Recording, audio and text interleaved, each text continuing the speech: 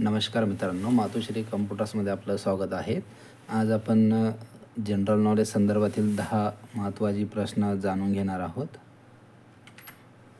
Number 1 चा प्रश्न आहे, पंडित मुकुल शिवपुत्र हे कोण होते?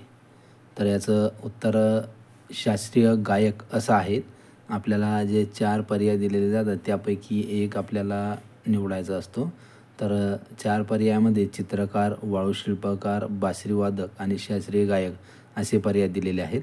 तर त्यामध्ये उत्तर आहेत आपलं शास्त्रीय गायक. त्यानंतर दुसरा नंबरचा प्रश्न आहे, सन 2022ची फिफा फुटबॉल विश्वचषक स्पर्धा कुठे नियोजित केली आहे? तर सन 2022ची जी फुटबॉल विश्वचषक स्पर्धा होती ती कतारमध्ये सुरू केली होती. त्यानंतर आहेत सन 2018ची राष्ट्रकुल क्रीडा स्पर्धेचे आयोजन कुठे झाले? दिल्ली, भारत, ग्लासगो इंग्लंड, बर्गेमो इंग्लंड, गोल्ड कोस्ट ऑस्ट्रेलिया. तर याचं उत्तर आहे गोल्ड कोस्ट ऑस्ट्रेलिया. पुढचा प्रश्न आहे, भारतीय लष्कराचे प्रमुख कोण आहेत? भारतीय लष्कराचे प्रमुख आहेत बिपिन रावत सर. यामध्ये ऑप्शनमध्ये BS धनोआ, करमबीर सिंग किंवा यापैकी नाही असं सुद्धा दिलेलं आहे पर्याय. तर उत्तर आहे आपलं बिपिन रावत. नेक्स्ट प्रश्न आहे, राष्ट्रीय युवा दिन केव्हा साजरा केला जातो? राष्ट्रीय युवा दिन हा 12 जानेवारीला साजरी केला जात असतो. 12 जानेवारी म्हणजे स्वामी विवेकानंद यांची जन्मतिथी. पुढचा प्रश्न आहे, भारतात पहिले मतदान केव्हा करण्यात आले? तर भारतात पहिले मतदान हे 15 जानेवारी 1949 रोजी करण्यात आले होते.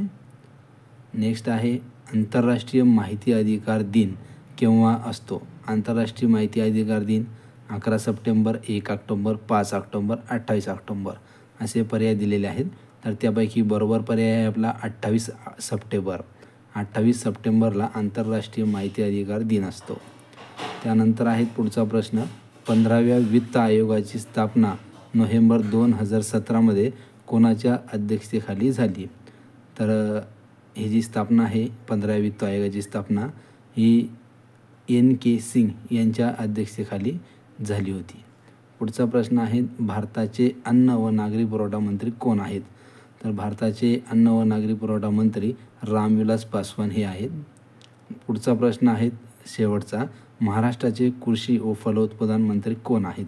तर महाराष्ट्राचे कृषी व फलोत्पादन मंत्री चंद्रकांत पाटील हे आहेत. माहिती समजली असेल, कळाली असेल तर नक्की चॅनलला लाईक करा, सबस्क्राईब करा. धन्यवाद.